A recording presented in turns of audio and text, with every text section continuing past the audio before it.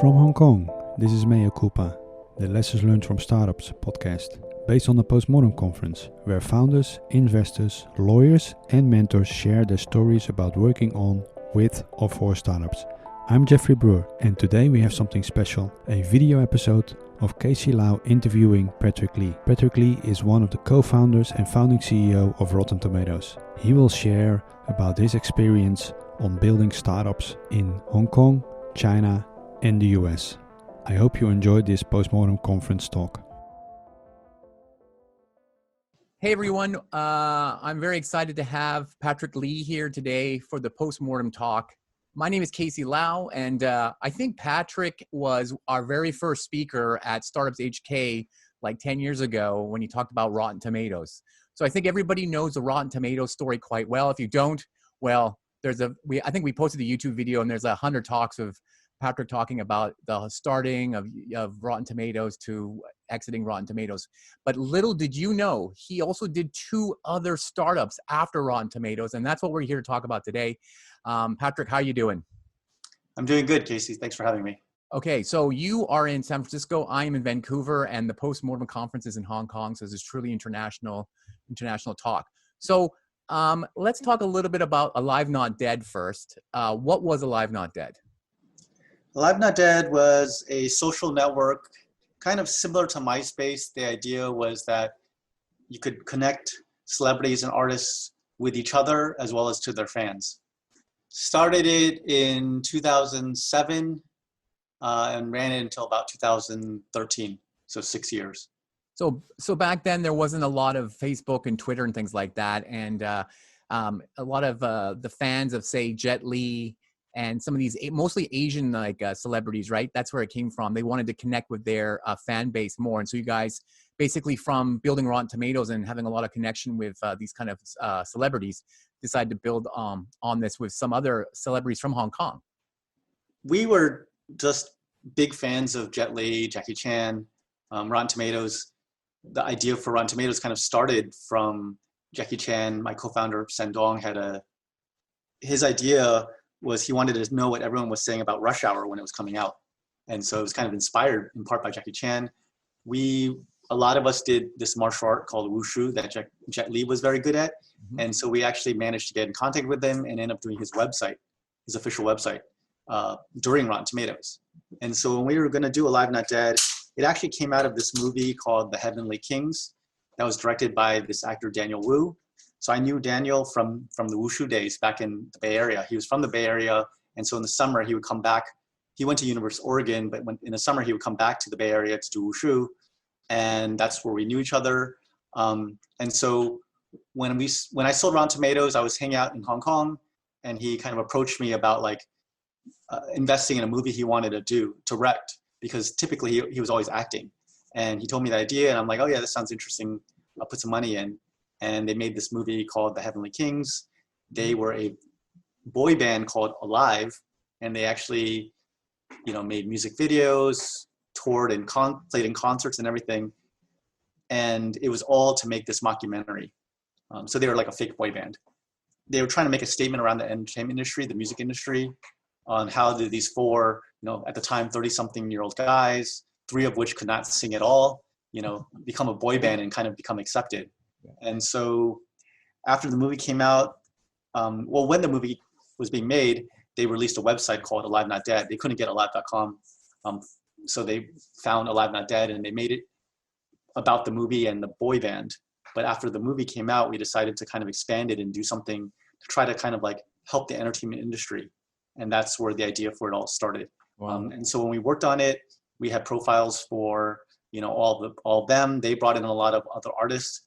We were doing the official Jet Li site. We actually got connected to Jackie Chan through Daniel and started doing the official Jackie Chan site. And so it kind of all came together in 2007. And so as a fan, what would I get out of it? I would register and be able to send messages to Jackie Chan?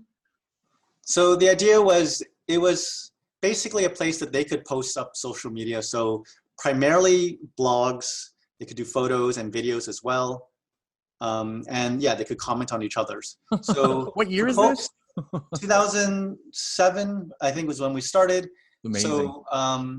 So folks bigger folks like Jet and Jackie is primarily just a place that they could put it at updates. Whereas other artists, maybe who are a bit younger, maybe more internet savvy, would actually, go in there and, write back to each other, connect with each other. So you would see a lot of these celebrities who were connecting to each other on there, and it was really them. We would verify them, the profiles, to make sure they were real. And, they would occasionally respond to comments from fans as well. And eventually it became more like a creative website platform, right? For like directors to meet with actors and things like that. That's kind of how it evolved after being a fan platform. Is that right? Yeah, so we didn't limit it to just celebrities. I mean, we tried to get some of them because they were good like anchors to bring on other people, but it was more about supporting artists. So any type of creative, from music to film, but even within film, let's say, it wasn't just actors, it was directors, producers, writers, director DPs, things like that. On the music side, books, illustration, painting, like basically anything kind of creative, sports even. We would kind of have categories for all these different types of artists. Did you guys take any venture capital on this venture? In the beginning, it was primarily myself and my old co-founder, Steven, who was our CTO from Rotten Tomatoes. We were putting in the money. We eventually raised a little bit more money on top of that, but that was like a few years in. Because one problem for us is we started in 2007, we put our own money in. I was in the process of trying to raise money, even had some verbal commitments, and then 2008 hit, and things kind of went crazy. And so we said, you know what, well, let's just keep going, let's keep pushing forward. But we were self-funding for a few years after that. Oh, so you've already been through a pandemic financial crisis. You're in your life, besides now everybody else is in the COVID time.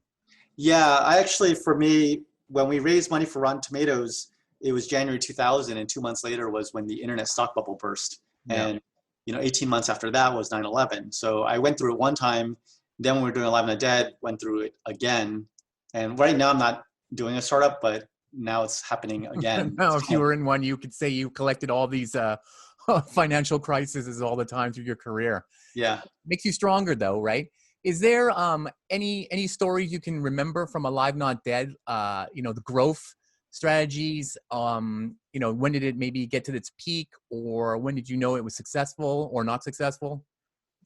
So I think initially we had some pretty good momentum because we were coming off of the film, kind of had a bunch of press, within Hong Kong about what we were trying to do with the website afterwards.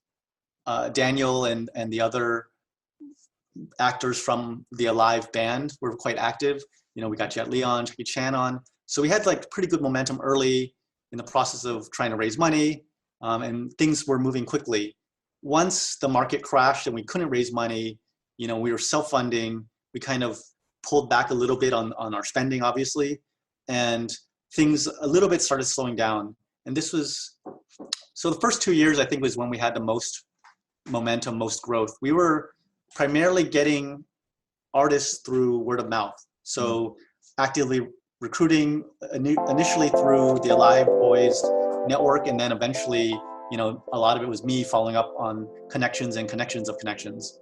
And then from the user standpoint, a lot of it was, this was kind of like when viral loops and all that stuff were kind of getting big. So we were pretty actively trying to be like, following the typical social network play guide or whatever, of you go in, you register, you try to connect your contact list, you can spam your contact list, and then hopefully some of them will come on and they'll register. And you try to like optimize that viral loop. I mean, that's not as much a thing these days, but for a while, kind of early days of Facebook and MySpace and stuff, it was quite big and a good way to grow. It's amazing. Your three startups are like at three different intervals of the internet, right? Rotten Tomatoes didn't have any social connection to it at the beginning. Then you are like at the beginning of the next one, and then your third one was right in the middle of it, creating the games for social networks. But let's go back.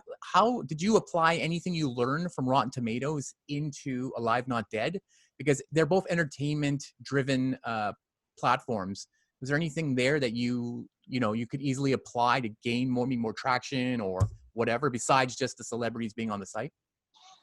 There was, even though they're both entertainment, both websites and all that, actually a lot of things had changed. I mean, one, we were in Hong Kong versus the States. Even though we were working in entertainment, when we were Rotten Tomatoes, we actually didn't work directly with entertainment very much, right? We were a rating system for movies. So the only time we really dealt with studios was like, trying to sell ads for movies, right? With Alive Not Dead, we were working directly with celebrities and their managers and agents and things like that. And it was very different because with Rotten Tomatoes, like you could have rotten ratings for a movie, but when you're working directly with them, obviously you have to keep it very positive. So we didn't want to go into like gossip news or anything like that. But it was quite different. And also working directly with artists versus working kind of only with the marketing departments of studios was a big change. Viral Loop was something relatively new that we didn't really use for Rotten Tomatoes.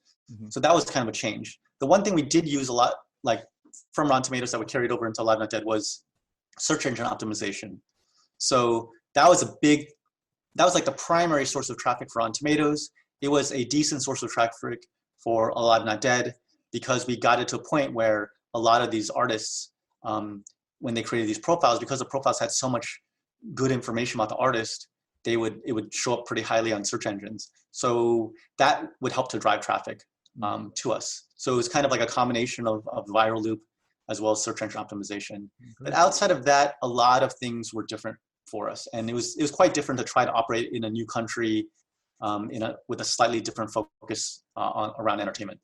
And then, and is that why you kind of focus more on the Asian celebrities rather than Western American celebrities? Is that maybe? It was mainly because we were based over there in Asia. So we felt like it made sense to try to, at the time we were trying to follow what MySpace was doing in LA. And I think originally they started by kind of getting on the celebrities and cool people, and then everyone else followed. So we're like, oh yeah, let's try and do that. But, I think part of it was it being 2008. Part of it was just, Hong Kong isn't really a huge market. Whereas, China's huge, the US is huge, but Hong Kong by itself is quite small. So it was, and even within Hong Kong, we were primarily getting the westernized celebrities, like Daniel, where their native language was English still. So we weren't really even getting the local celebrities too much. Do you think it would have been more successful if you had gone back to the US and done it out of LA? Well, I mean, it would have been very competitive with MySpace, so that would have been difficult. I think really one of the biggest problems we had with Alive Not Dead, looking back, was we were trying to do too much. And that's something I would say was a problem with my company afterwards as well, was, we were trying to feature match all these social networks that were coming up in China and the US. You had Weibo and Weixin, like Chinese Twitter and all those things. And there were multiple of these Twitter kind of clones in China competing against each other. Sina had one, Tencent had one, and a couple other groups had them as well. On top of the ones that were big in the US, Facebook, Twitter, YouTube, Instagram were the big ones. And they're all coming up. They're all incredibly well-funded companies with literally thousands, hundreds to tens of thousands of engineers. And we had 3 engineers, and we were trying to feature match them, and it just didn't make sense. We would have been much better off trying to do something much more simple and more manageable. I mean, now, with hindsight, 2020 hindsight, probably the model that would have made the most sense for us would have been like a Patreon or something like that, right? Because that was actually the biggest problem that artists had, was how to make money. Connecting to fans wasn't a huge problem. It was solved pretty well by all these other social media companies, right? And even connecting with each other was useful, but still, end of the day, the number one thing they cared about was, how do I make money to make a living? Money. Exactly. And Patreon solved that really well. And looking back, either it would have been to launch something like a Twitter that was simpler, but except there was already so many Twitter. I mean, Twitter in the US, but plus all the clones. So that didn't, you would have been running into a lot of competition. But really, the one that would have made the most sense, I think, would have been something like Patreon. It was quite focused and simple, like the stuff we built so many things, but to build just a Patreon, just a payment system would have been much, much easier. Yeah. And it would have solved the biggest problem that the artists had rather than us trying to solve everything. We were trying to help them get jobs, help merchandise, help them reach their fans, connect with each other. And it was just too many things. 2008 was a totally different time. It's only 12 years ago, but it's like there probably wasn't even a groundswell of these creators online looking for ways to make money, right? There wasn't a lot of like these kind of gig economy things where you could actually make a living from Patreons, donating to your Kickstarter or your new album, or just giving you $3 a month, right, from 1,000 people to make ends meet. So it's quite interesting. So it's always like a timing issue, I think, in a lot of startups. Success and failure is really, really based on that. Yeah. Okay, so okay, go ahead. Oh, yeah. I mean, I was saying, I don't have exact dates, but I want to say around that time, I think Kickstarter and Indiegogo were around, and that was definitely an interesting model. I think YouTube was around, and there were some of these early creators on YouTube that were getting pretty big. Actually, a lot of them were Asian Americans, right? Like the Ryan Higa and Michelle Phan and some of those type of Freddie Wong, I think. That's true. And also, I remember Indiegogo did come to Boot to do a talk. The founder, she came out to Hong Kong and was looking for recruiting people way back then, like the same time you were doing your talk at our old co-work space. So it's kind of interesting. Right. You're right. So it was there, but it was just starting, I think. Yeah. You guys were already a little bit further ahead than that, because we started in 2010. So it was a couple years after already you guys started doing Alive Not Dead. So I think also there was stuff like Cafe Press, Zazzle, whatever. But it wasn't the way it is now. But it was kind of early days for that. And then I also remember on Startups HK, we also reported on your sale. Like one of the early stories into Startups HK, we had the sale with everybody was there for that. Talk a little bit about what happened. How did you end up selling it? Who bought it? Why did they buy it? Kind of thing. Yeah. So, I mean, to be honest with Alive Not Dead, it got to the point where we had been running for 6 years. One thing that we believe because of Rotten Tomatoes was, you never fail until you give up, right? And so as long as you keep pushing forward, you'll be fine. I actually think, looking back, that was the wrong way to approach things. It was actually the wrong way to think about things. I mean, with Rotten Tomatoes, it made sense for us to keep pushing through because we kept growing. While we were running it, even when the market crashed, even after 9/11, our revenue, traffic, and brand all continuously grew, even during those times. So yeah, it made sense to keep pushing through. But Alive Not Dead, after that first 2-year bump, we actually flattened out, and we were having like a very slow decline. It wasn't like quick, but it was a slow death. And so we were basically like a zombie for 4 years, to be honest. And we were doing everything we could. We were working our butts off. Like I was probably working harder on Alive Not Dead than I was on Rotten Tomatoes. It just wasn't working. I think, again, partly because we just bit off way more than we could chew. And then the big problem, I think we got to the point where, I was trying to bring in another person to take over as CEO. He had a really good background. He had a lot more experience within Asia, and we felt like we still had interesting pieces, with Daniel, Jet Li, Jackie Chan. We had a good tech team. We had users and brand. So we thought maybe someone else could like remix things a little bit, come up with a new idea or a pivot for it and kind of save it. And so I was prepared to step off as CEO, go back to the States, have someone else take over. Ultimately, that didn't quite go through, but we were lucky in that through our networks, we knew this person, Stephen Go, who had a company called MigMe, and turned out they were actually interested in acquiring us for stock. And the primary reason was because they were trying to IPO, I believe, in Australia, and they felt like they could, roll up some assets around kind of like entertainment and then make a more attractive package. So the timing of it actually worked out pretty well. We sold to them for some stock, and we didn't make any money really, but it was enough that we were able to pay our investors back. So they actually got all their money back. But on the flip side, for us, like myself and Steven and the team, we basically threw 6 years into it. And it was definitely an interesting time. I learned a lot. had a lot of fun. You know, it was a little bit stressful towards the end, just trying to keep things alive. That's kind of how things eventually ended. We were able to end kind of on a neutral note. And the legacy still is alive, not dead, is the Halloween party in Hong Kong. Yeah, I think it still goes. I mean, I haven't been back in a long time for those parties. But yeah, that was definitely. Rafi's still running them. Yeah, that was something that we started even from like the Rotten Tomatoes days. We would have Rotten Tomatoes Halloween parties. So we're like, and again, those were just for fun. And we said, hey, why don't we kind of try that with Live Not Dead? And it actually became like a mini business. It was. It was great. Yeah, it was great.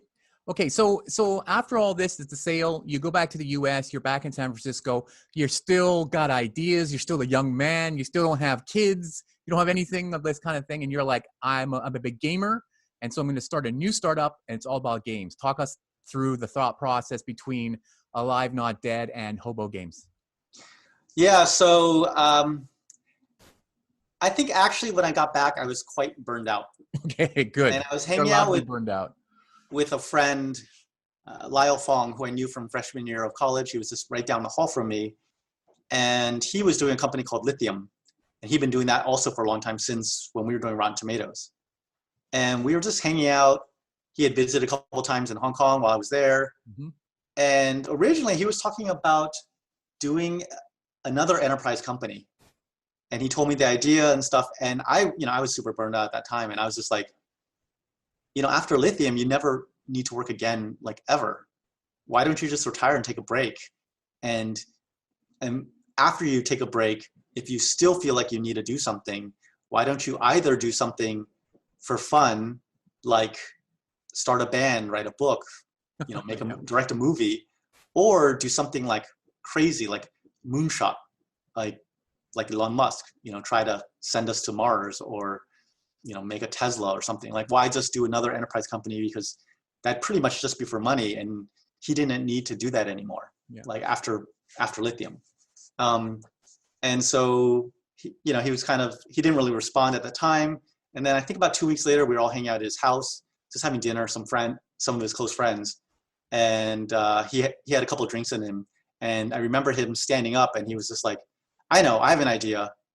Let's make a game. And then he basically, at that dinner, kind of pitched all of us, right? And we didn't really say yes or no, but I remember the next day I woke up and I was just like, I don't know if he was serious. And so I kind of called him. I'm like, are you actually serious? And he was like, yeah. And so we actually decided to do it, mainly because both of us loved playing games. And for him, it kind of fell under the do something for fun part. And for me, I was burned out, but I was like, growing up, I played a ton of games, and I was just like, it was something I always kind of wanted. I think anyone who's a big gamer always was like, oh, it'd be fun to try and make a game. So then we decided to try and do it. We raised a good chunk of money. I think for the lifetime of the company, we raised around $5 million for it. And put together a team, decided to do mobile because it just seemed like that was the most logical place to, even for $5 million, you could probably do a decent mobile game, but for $5 million, it'd be hard to do like a good console game. Sure. And so we just thought it made the most sense. There was the most opportunity there. Both you and Lyle are not game developers, though. You're just game players. Just hardcore gamers. But like his brother was this guy, Dennis Fong, who is known as Thresh, who was like the first professional gamer. So, I mean, he should have been in the company. Yeah. And so we decided to do it, but it turned out that it's actually pretty hard, especially because we didn't have a gaming background. It was a lot more difficult than we expected. We did manage to put out a game that we're actually quite proud of. Like, it looks like a real game and everything. It played well. What was it called, and what was it about? It was called Storm the Gates. And the main idea that we raised money around was that games are going to be even more social. And we were our thought was, what if you could bring kind of guild mechanics of like a World of Warcraft to a simpler mobile game type of setup. So you could kind of have this community type of feel, but bring it to a simpler, maybe mid-core level game, not a hardcore game like World of Warcraft. And so the game was called Storm the Gates. It was basically like a real-time, multiplayer synchronous RPG, role-playing game. So you actually were in the town with other players at the same time. If they moved around, you would see them moving around. You could wave and chat with each other, join guilds. And then when you went into battle, it was you against one other player, like live, along with one assistant. So it's basically like 2-on-2, but you controlled you and your assistant, and they controlled them and their assistant. And yeah, and so there's a whole, balancing, creating all this gear. You could wear like armor, different pieces of armor. You could load up different skills, and you could upgrade those things. So similar to like a Clash Royale kind of upgrade system. And you could pick different trainers that you could like unlock and then bring them with you. And so you essentially had 3 areas that you could kind of experiment with different builds. And we did get some users who are super hardcore, like playing all the time, spending like a decent amount of money on it, but we just didn't have enough of them. But yeah, I mean, overall, we were proud of what we made. I think we did make a ton of mistakes that had we known better about like designing games, about mobile games in general, and also like my later lesson learned around just being more focused, I think those things could have helped us a lot with our company. But it's kind of stuff that we didn't know until afterwards. What year did you start doing this, and how long did it take you to make the game?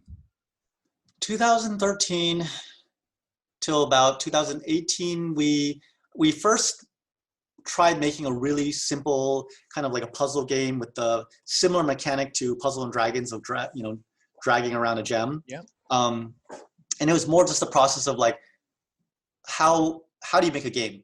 And so we made one and actually released it to the store so we can kind of learn about how to do that. So that took about, I can't remember exactly, like 6 to 12 months. Like, that first year we're just kind of figuring out what we're doing. And then we went hardcore into the development, and that took like, I think like 3 years. I mean, it took a long time. Wow, yeah. Yeah, and so. I remember coming to see you in your office in downtown San Francisco.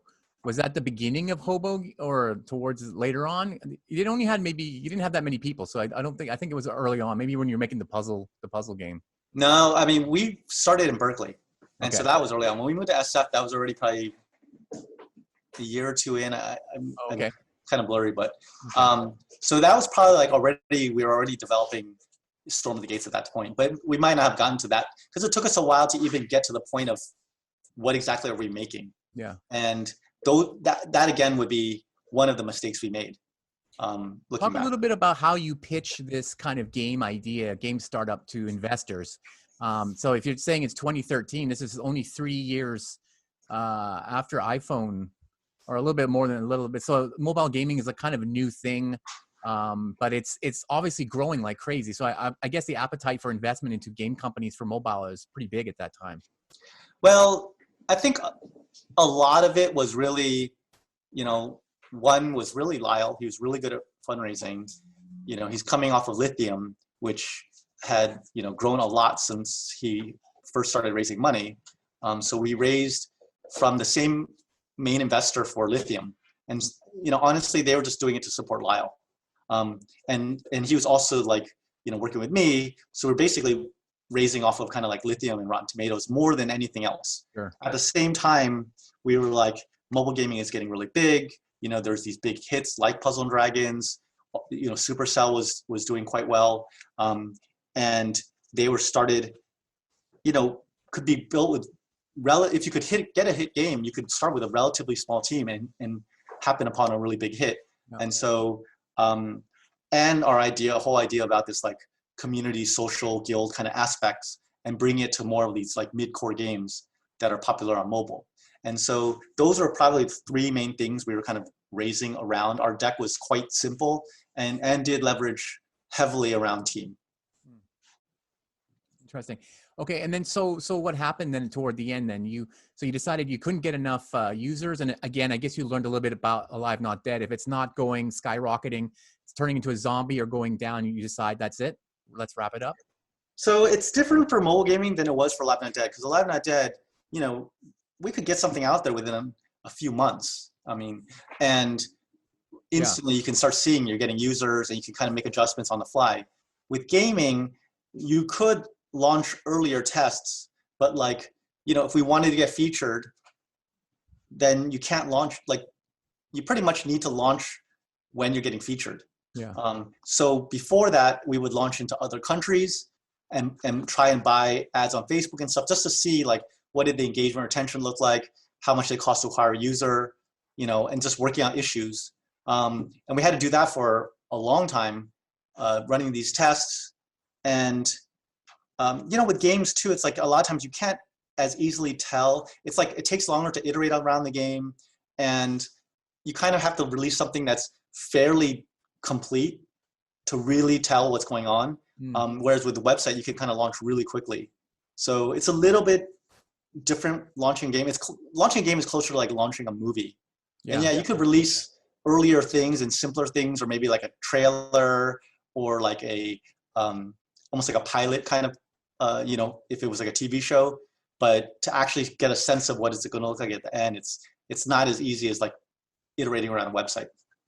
There's no way you can release a game in like a simpler format, right? Like a movie, you could probably release like a comic book to get the story across, something cheap just to get it out there and just like kind of build awareness. But for a game, there's really no way, right? You have to put out like basically a finished product, like a Avengers movie. You can't put out like half an Avengers movie or like something lower to see if people want to see it, right? I guess that's what Iron Man was. The first Iron Man was kind of like a lower budgeted to see if it worked, and then they thought, oh, it looks like it's going to work, so they can add on top of it. For a game, I think it's got to be like you're competing against people. Don't know the difference between like a Clash of Clans and what you guys are building, right? Because it looks like it's on even playing field when you see it in the App Store. There's like multiple steps you can do, but a lot of them are not as really public. I mean, first version, you can just write out some simple rules, mimic as much as you can with like, little like Monopoly pieces or something, rolling dice for chance or putting things on the playing cards and writing out some stuff, right? So, you could do stuff like that and prototype certain things around that. And then you can even do some early tests around in Unity where you're like, okay, let's test certain aspects of it, of like, oh, let's try and get it so you can play together, or let's try and get it so, hey, you can make your guy attack and do these things. Really basic, almost no art or just placeholder art kind of stuff. And that's something you can kind of test internally, mess around with that for a bit. Then we can kind of do tests with it, just friends for a bit, which is a little bit more developed. And then maybe there's something that we're like, okay, maybe we can try this in another country, but it's like still quite far from that final. Yeah. So you can kind of test along the way, but it's not quite the same as like a website. You can basically launch to your audience very, very quickly. Like Rotten Tomatoes, it was 2 weeks from idea to launch. Yeah. And then you can iterate very quickly. Yeah. Like games, it's a little bit different. Would you do another game now that you know what you know about building the game? If you could build a team and the team that you liked and raise some funding for it? You're still playing games, right? You're still. I still like games. I think it's really hard. I mean, the thing with games is it's a hits-driven business. Yeah. And so there's no guarantee that if I didn't try and make another game that it would be a hit. Like I don't have any hits in gaming, right? And even companies that have hits, they'll release plenty of bombs. I mean, even not everything Blizzard makes, not everything Supercell makes, or Zynga or whatever, all these companies, not 100% of them are hits. I mean, actually a lot of them are bombs. Exactly.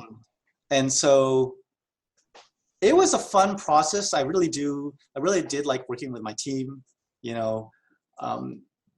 I suppose if we had funding, all that stuff, maybe, but it is pretty hard.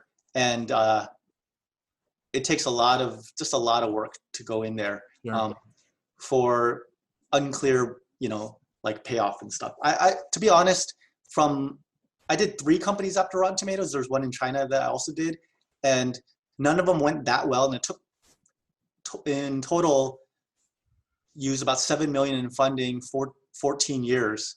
So I'm not totally sure I would have the energy to do another startup or another game or any of those things. Like lately, I've been really much more focused around kind of mentoring and helping the next generation of founders.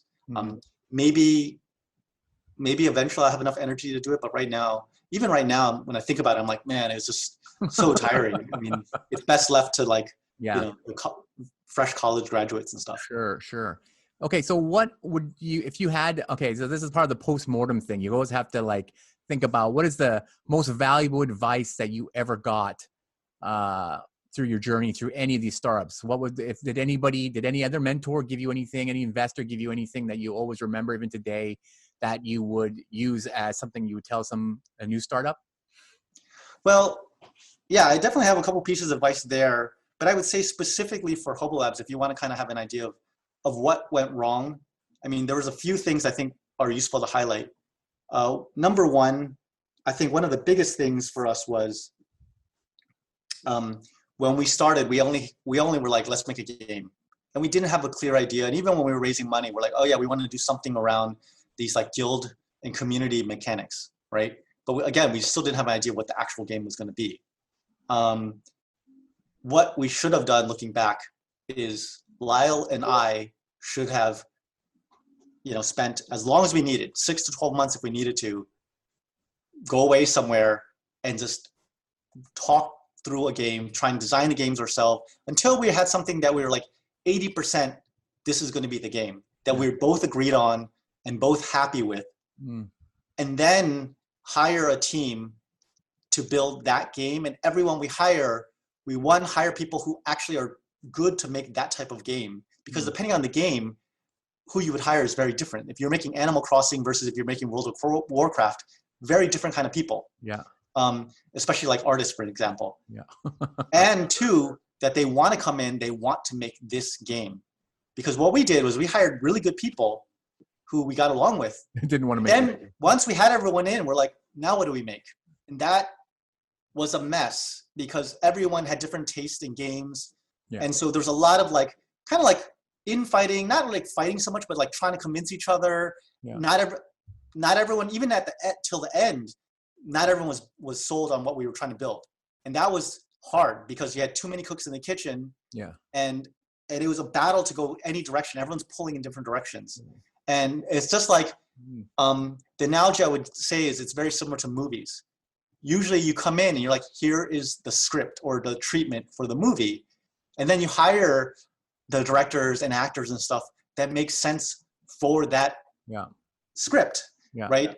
You don't just, even if you went and hired a great director and great actors and you put them together and then you're like, now what movie should we make? It's going to be almost guaranteed bomb, right? And what you can make with that set of directors and actors is going to be very dependent on that set of directors and actors. If you get a Tim Burton, you're kind of like limited to a certain type of movie versus if you got a Michael Bay or whatever, right?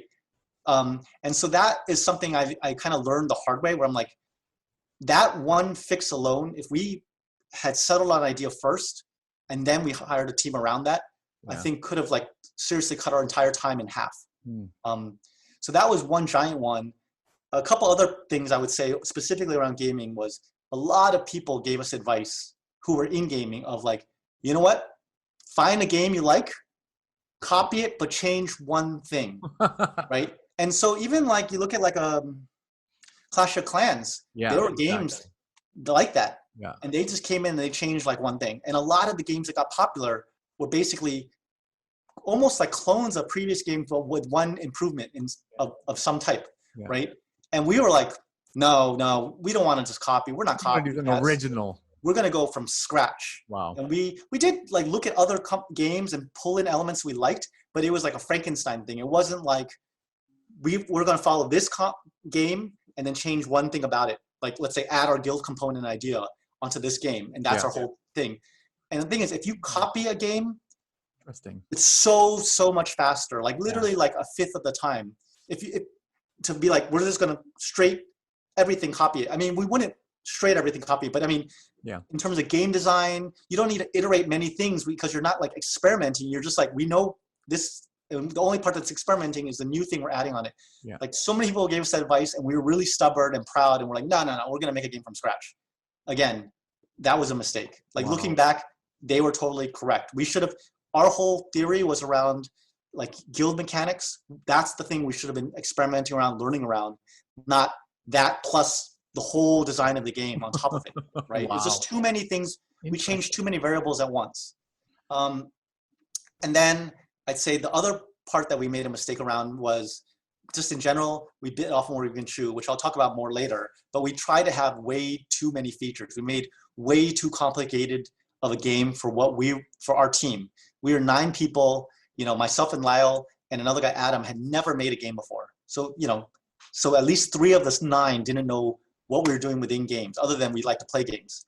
And then we made a synchronous multiplayer role-playing game, which is almost like the hardest thing you could possibly make for a mobile game. At the time, you didn't have Fortnite and these other ones. I mean, the only synchronous games I think were Hearthstone and Clash Royale, basically. I mean, like almost nothing else when we first started trying to work on this idea. But we built something with 9 people. It took us a while, but it was like really way too much. I mean, the fact that we were even able to launch something is pretty amazing. But if we if we tried to make Flappy Bird, we literally could have made that in like a week. You know what I mean? Like exactly. We could have done something, maybe not casual, but we could have done something a lot simpler than what we tried to make. It was really crazy complicated. That's a great piece of advice, definitely. And then the last thing I would say specifically for mobile gaming was we made a game we wanted to play, but it was actually like the most competitive space, like this mid-core kind of game targeting like RPGs, synchronous multiplayer, competitive. We're running up against Supercell and Gung Ho with Puzzle and Dragons, Supercell with Clash Royale, all that kind of stuff. That is like the most expensive kind of user to acquire, right? So we were going against people with the biggest budgets. And so our cost per user was like really high, and we just couldn't make enough from those users. So there's there's other issues, but those were like some giant issues that we had. And then as far as what I learned from all my business combined, I would say that I had 2 major lessons besides the ones I mentioned that I learned. One, I learned probably around the time we sold Rotten Tomatoes, which was the value of networking. When we did Rotten Tomatoes, we, myself and my 2 co-founders, Steven and Sen, we were introverts. We were quite shy. We didn't like networking. We thought networking was like kind of gross, like, used car salesman kind of thing. We didn't like sales. And so when we had a chance to sell the company, we didn't know what we were doing. Like, we have never done that before. We didn't have any real like advisors or anything to kind of help us through that process. We didn't have any network to know like how to sell. Should we sell? Is this the right time to sell? How to get competitive offers? Do we need a bank or not? Like so many issues that had we had better advice, one, we probably would have known a little bit better about like the timing it and the process, and probably would have had a like better outcome of multiples better outcome than what we did. And that was just me winging it based on like, I think this is how we do it. And we just had no idea. Yeah. And everything else up to that point as an entrepreneur, we just winged it. We just said, this is how we think makes sense. And we just do it, right or wrong. And you would learn from your mistakes. But again, with something like selling company, you only get to do that a few times in your life, maybe, right? And have something like Rotten Tomatoes, that's probably most likely like something you only have once in your life ever, if at all. Yeah. And to kind of screw that up because we didn't have a network, that was a big lesson I learned and try to do a much better job about afterwards. The second thing I would say I didn't learn properly until literally my 6th company, which was Hobo Labs, was how important focus was. My second company was a web design firm for the entertainment industry, and we were very focused. Rotten Tomatoes was a very focused company in terms of like feature and the marketing category. But my next 3, I think because of Rotten Tomatoes and because we sold Rotten Tomatoes, all 3 of them, we raised more money, had a bigger team and everything. And I'm like, let's do all the things. And it was actually wrong. And because we tried to do too much, that was like a huge reason why all 3 of them failed. And again, I didn't realize that until I was in Hawaii last year, helping out Blue startups, following your footsteps as the entrepreneur in residence there and working with all those startups there. And I kept saying to them, like, you guys are all trying to do too much. You got to focus, you got to focus, you got to focus. And only after saying that to them for like literally like 3 months, I'm like, shit, I didn't focus on my last 3 companies. Like that was the problem. Yeah. And by telling them made me realize it. And it's funny, we were focused for Rotten Tomatoes and that's why it worked. And I didn't realize that that's a big reason why it worked. And when I looked at literally every company, my friends' companies that were successful, but even any company I can possibly think of, every single one of them was like super crazy focused in the beginning. I mean, like Facebook was only in Harvard. Amazon was only books until they actually managed to go IPO selling books. Yeah. Right? Google was just search. I bet you if you went to the day 1 of McDonald's, it was probably one dude in one restaurant for a few years just perfecting recipes. That's exactly what it was. was. And I'm It sure if you went to like didn't KFC, franchising until later, right? It was one restaurant and making yeah, that efficient, right?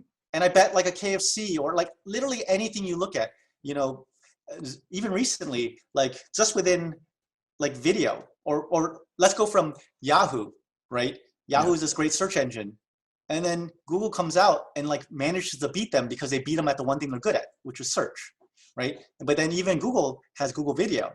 And even YouTube can come out with a lot less resources and manage to compete and beat Google Video at video, Yeah. right? And then even YouTube, you're like, they're done, they won.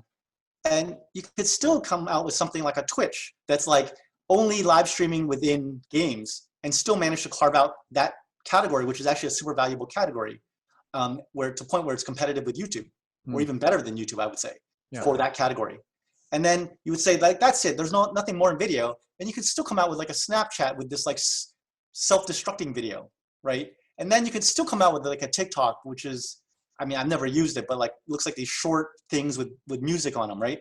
Like you keep coming out with new ones because they go like more and more specific and manage to carve out something that actually turned out to be quite big, right? So that was like the biggest lesson I've learned in my entire startup career is how important focus is. And the reason why it's such a big issue is entrepreneurs, you know, by their nature are people who believe in themselves. They believe they can do anything. And because they believe they can do anything, they want to do everything. Yeah. They're like, I can do everything. When a customer comes to them and they're like, that they're trying to sell, they're like, well, what about this feature? What about this feature? Like, we'll add them all. But what happens when you sold 10 customers and you've added in their 10 or 20 feature requests? Suddenly you have this like really unfocused, horrible product. Yeah. You know, and it's really hard to say no. And you go and you look at, go read 0 to 1 by Peter Thiel. He talks about focus. You go read the Steve Jobs book. He also talks about focus. Yeah. All these great entrepreneurs all realized it. And that is by far the biggest lesson that I learned. That's definitely the one thing I'm walking away from this talk with you is learning the power of saying no and just being able to just focus and just say no. Some people may think you're mean for saying that, or, think you're so great, you're not helping out. But I feel like if you say no and know what you're building, because you're going one way. I mean, what you just said, I read the Netflix book just recently, same thing with them.